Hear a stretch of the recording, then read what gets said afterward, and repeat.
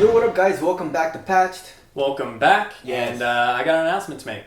So, I have been a lifelong Android user. I've only used Android phones my entire life. So my first phone was an LG phone. I don't remember the exact name. It was a G something. Then I had the Samsung S5. I had the Galaxy S7 Edge, and then now I have the S9 currently. And I've just put through, today is Friday, April 17th, and I put through a pre-order for the iPhone SE second generation. So, why did I make the switch? Yes, Lucas, why? Now, there's a lot of things that I love about Android, but honestly, I just got bored. I really got bored, and I figured this is something I used in my day-to-day life. And getting a new phone used to be, to me, like getting a new toy. So you really, have the chance to like put it in your hands and sort of mess around in the settings and stuff like that for a while. I've just always been that geeky kid that like loves playing in the settings and stuff like that in the phone and seeing how it functions. And it's been a while since I've had that experience. And granted, I've been with Samsung for a while, but a lot of them are using the same sort of Android systems, whether you're using a OnePlus, Huawei phone, or anything like that. Even the Pixels run a similar operating system where it's all sort of the same. Now, I have to work with people's iPhones on a daily basis, so I have to sort of learn to navigate them a little bit. That left me thinking, okay, maybe I should just bite the bullet and get one.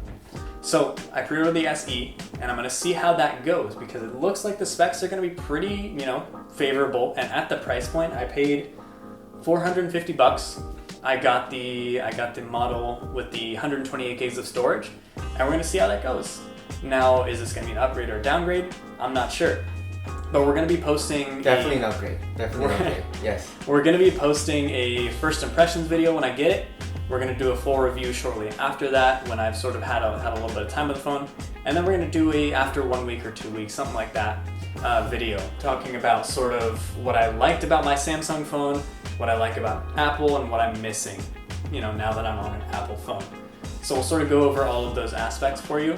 Right now, I'm excited. I'm excited to get something new. I think it's going to be refreshing, and I actually look forward to it a lot. Now, the things with Samsung, I really love the way they work, and I know how to navigate their systems. I've really had no issues with like the cameras or anything like that. And now they just got something that they've been missing for a while, which is that RCS messaging, where you get those read receipts. You can send images as big as you want to and videos up to like 50 megabytes or something like that. So it's sort of like iMessage, but for Android users only. So that's the same reason you've seen like when an Android person sends someone with an iPhone an image, it gets downscaled. That's because it's still using the old system, so SMS or MMS messaging, where it actually has to downscale the images. So it's not due to the camera quality, it's just the way of processing that image when you send it. It's just, I don't know, it's gonna be interesting. I wanna see, because a lot of my friends have always had iPhones. I've just been the one guy that has Android. Out here, literally, out in LA, we live in LA, everyone has an iPhone. Yeah. Literally everyone. There's if you have an Android, you're weird. You know what I'm saying? I don't know how it is where you guys live, but here, you have an Android, you're weird, Yeah, and I was always that guy that was like... The green especially, messaging, you know what I'm saying? Especially so as a kid too, I was that guy's like, Android's so much better than Apple, it was like the tech specs, are always, just dumping all over Apple's, and the camera's this many megapixels. Like, I really cared about it. Now I really don't care as much. I just think it's going to be interesting to change it. It's all about the experience, It's all about like Apple. The specs aren't as good. Like how many gigs of RAM do you have? Like 8 versus like my phone, But like my phone I've never had an issue with it. It never freezes, it never slows down or anything. It's fast, it's snappy. The one thing that I feel like you're gonna be missing out on is like the ecosystem.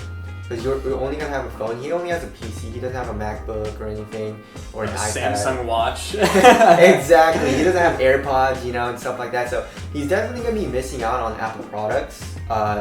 And I feel like you should be able to experience that a little bit, because like if you're wanting to like exchange photos or videos and put it on your you know, your computer, you're gonna be very like disappointed.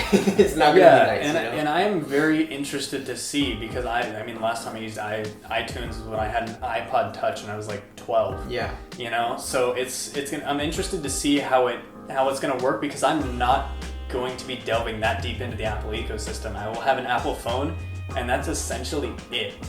But I also think if Apple can't do a good enough job to enthrall me with one of their products to make me want to go, you know, deeper into the ecosystem, then what do you do? No, they pull you in, man. That's how they get you. That's how they get you. Before you know it, I'm going to be paying $1 a month for iCloud storage, and it's going to be a mess. Exactly. So, anyways, stay tuned for those videos. But that's just Lucas's thoughts on like switching from Android to finally Apple. I'm very, very happy for you, Lucas. But anyways, that's the video. Thank you guys for watching, and we'll see you guys next one. See you in the next one.